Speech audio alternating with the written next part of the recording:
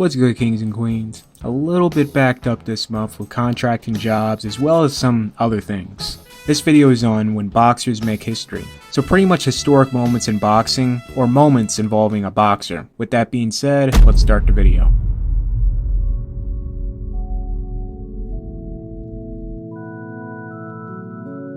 Andy Ruiz defied all odds as an 11-1 underdog, June 1st, 2019, become Mexico's first heavyweight champion, defeating 22-0 Anthony Joshua for his WBA, IBF, WBO, and IBO titles, stopping him in the 7th round. Now some silly people out there will say, oh, he was born in America, but what a fair amount of people don't know is Ruiz went through the Mexican amateur boxing program, represented Mexico in the Junior Olympics and for the Beijing Olympics, which unfortunately he did not qualify. Though I do like Anthony Joshua, my favorite part of this historic moment was how all of America and Mexico embraced the new champion, making Ruiz a star overnight, not only in boxing but in pop culture. Ruiz was invited to meet the Mexican president, and for his 30th birthday he attended a boxing match in Mexico's famous prison, where he met a lot of inmates and shared words of motivation. June 18, 1923, Pancho Villa makes double history, knocking out the great 133-3 Jimmy Wilde in the 7th round to become not only the first Filipino world champion, but also the first Asian world champion. Pancho will go on to have a great career at such an early age. He will pass away right after his fight with Jimmy McLaren. Pancho had an ulcerated tooth the day of the fight and fought with it. After losing to Jimmy, it had gotten infected and it spread it throughout his throat. According to the tale, the mob arranged a hit on Pancho for losing. The wife of Pancho swore that his passing was due to intentional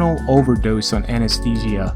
John Kilbane is the longest reigning champion in the history of the featherweight division, holding the title for 11 years and 4 months, from 1912 to 1923. This is a record that is more than likely never to be beaten. The only fighter to ever come close to tying John's reign was Indonesia's Chris John, who reigned from 2004 to December 2013. While Kilbane was champion, he had enlisted in the United States Army during World War I, earning the rank of lieutenant. His duties at Camp Sherman were to train soldiers in self-defense. Though Kilbane was born in Cleveland, Ohio, his family originally came from Achill Island, Ireland. In 2012, exactly 100 years from the year he became champion, a statue of Kilbane was built in his memory, overseeing the waters of Achill Island.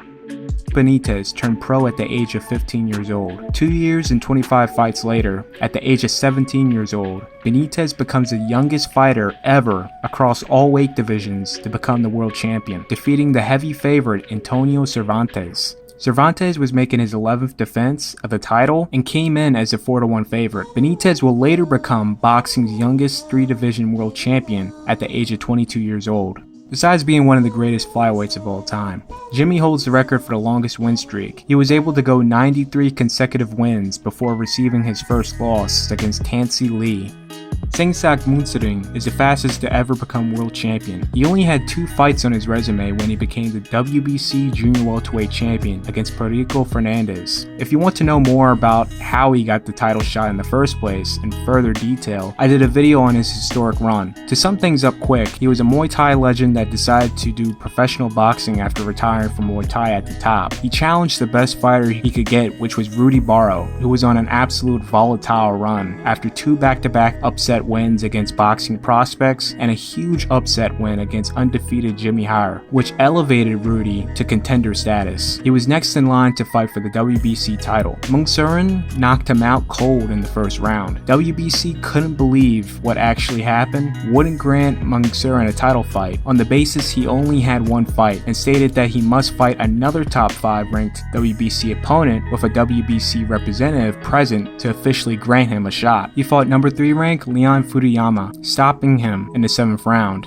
And Muntsering's next fight, he makes history, KOing Fernandez in the 8th round. Battling Shaw and Benny Kid Roy was his fight name, but his real name was Jose Flores Perez. Shaw will become Mexico's first world champion, defeating 81-19 Johnny Jadek for the junior welterweight title. Patterson's actually known for 2 records, one becoming the youngest heavyweight champion at the age of 21, but the one we'll be discussing is what defined his career. Becoming the heavyweight champion was an amazing accomplishment. Losing the title and regaining it was completely unheard of coming into 1960, but if there was a heavyweight to pull it off, it would be the 24-year-old Patterson. Back in the old days, when you lost the title, usually you would be given a rematch. Through history, at that point, the former champion will lose the rematch, go back on a long road of trying to become a contender, and then earn another shot at the title, a feat that is almost impossible to reach. Sonny Liston was a perfect example. After losing twice to Ali, he was a fight away from one last shot at the title. If he got past Leotis Martin for the new NABF title, that would signify he is the best heavyweight in North America, and it would have given him contender status to fight Joe Frazier. Floyd Patterson, the 5-1 betting favorite, was TKO'd by Ingemar Johansson in the 3rd round, being knocked down a total 7 times. Due to beating Patterson, Johansson was named Ring Magazine Fighter of the Year for the 2nd year in a row.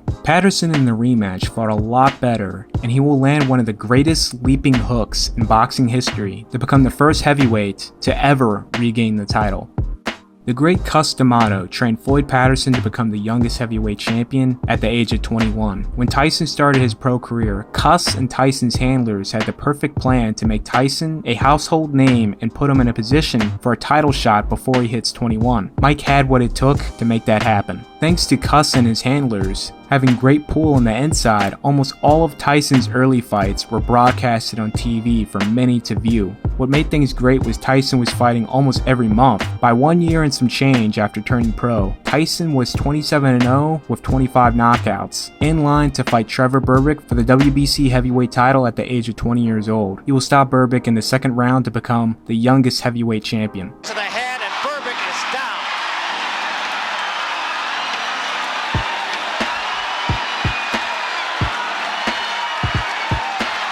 This one is going to be over. Most title defenses of every weight class. This is consecutive title defenses. Starting at strawweight, Ricardo Lopez. 21 title defenses? Yeah, no one's going to be beating that, like, ever. At light flyweight, Young Wo Ya, he made 17 title defenses, and I would like to say from a 15-year span, records were being broken left and right in that weight class. Yet Yoko Gushkin make 15 title defenses in 1980. Then very shortly, Chang Jung Ko made 16 title defenses. Then his fellow countryman and rival, barely 2 years later, beat his record with 17 title defenses. Only current fighter that is on the right pace to even rival such a record is WBC champion is Kenshiro Taraji with 8 title defenses in 4 years. But who knows, we'll see how that goes. At flyweight, Peng Sakalek-Wongjongkam with 19 title defenses, all as the lineal and WBC champion. Outside of Omar Narvaez with 15 title defenses before moving up in 2010, that record ain't going anywhere. Super flyweight, Kosai Galaxy. Yeah, no one is touching that one. 19 title defenses. Making 10 defenses is an amazing milestone and hard to achieve. Anything after that, your percentage going higher tremendously drops after each fight. It's a hard thing to do. At bantamweight, Orlando Canizales defending the title 16 times. The only fighters in recent history to have come close was Shinsuke Yamanaka with 12 defenses and Asimo Moreno with 10 defenses. At super bantamweight, Wilfredo Gomez, 17 title defenses. The only guy I can name from the past 25 years that came close was the great Vianney Bungu of South Africa, who made 13 title defenses before vacating in 1999. Super featherweight, Todd Morgan. Well, this is an unusual case because officially he made 12 defenses. If you count the newspaper decision as a loss, it's 11. But according to reports, his final title defense before being officially dethroned on paper, he had 16 title defenses. Now if it's 11, Takashi Uchiyama of Japan tied the record.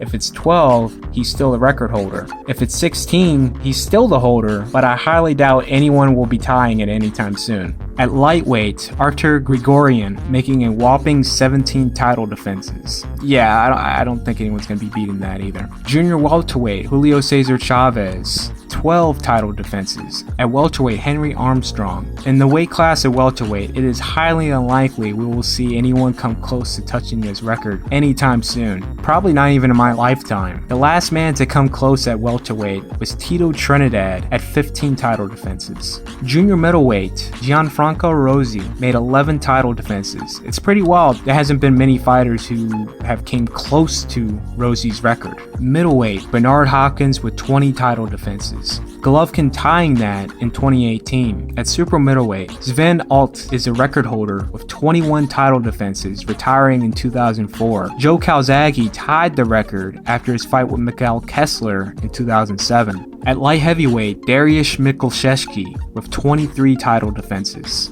At cruiserweight, Johnny Nelson with 13 title defenses. Marco Huck also shares the record with Nelson. And finally, heavyweight, Joe Louis with 25 defenses. He has the most in boxing regardless of weight class. As far as the heavyweight division goes, only Larry Holmes was able to come close with 20 title defenses. In recent history, Vladimir Klitschko at 19 title defenses. Joe Louis had been golfing for many years while he was boxing.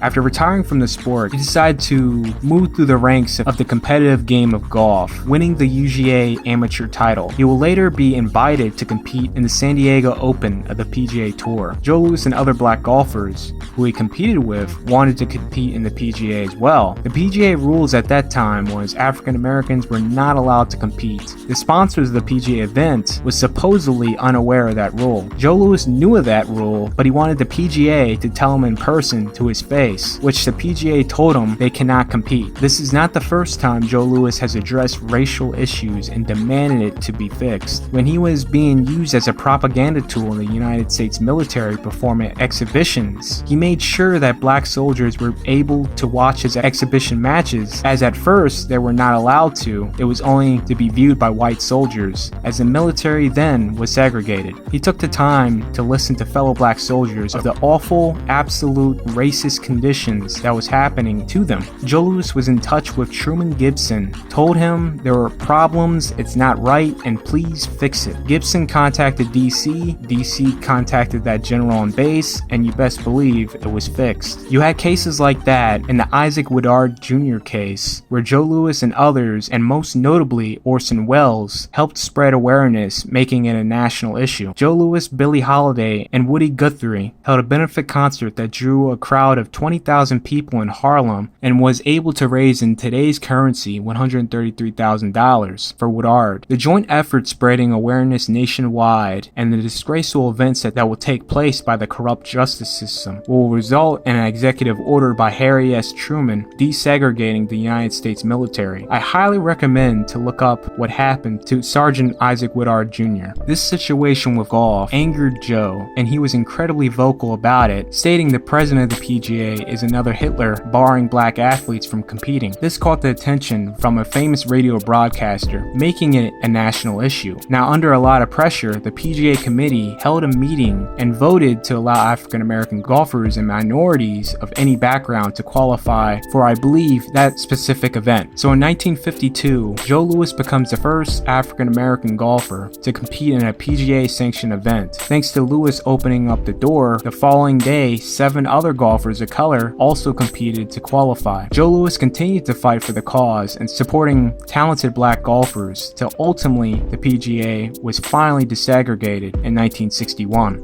Since the topic of undisputed champions has been thrown around a lot of recent, the one thing that is quite bothersome is every time when they talk about was the final 3-belt undisputed champion, they mention Jermaine Taylor. They are right, but they are also wrong at the same time. Jermaine Taylor was not the last 3-belt undisputed champion. He is the last undisputed middleweight champion during the 3-belt era. Since Taylor's name is thrown around all the time, the unpopular O'Neal Bell gets lost with history, and unfortunately as of 2015, O'Neal Bell is no longer with us, so he can't come out and speak on this topic. In order to become undisputed champion during the 3-belt era, you must have the WBC, WBA, and IBF title. Jermaine Taylor won that in 2005 when he beat Bernard Hopkins. Taylor, after the first Hopkins fight that took place June 16, 2005, vacated the IBF title, no longer making him the undisputed champion, but he is still the lineal and unified champion. Arthur Abraham fought for Taylor's vacated IBF title December of that year. O'Neal Bell, the IBF champion, fought WBC and WBA champion John Mark Mormek for the undisputed cruiserweight title 2006. Bell stopped Mormek in the 10th round to not only become the last undisputed champion of the 3-belt era before the WBO became fully recognized in 2007 to start the 4-belt era, but Bell is the first undisputed cruiserweight champion since Evander Holyfield in 1988.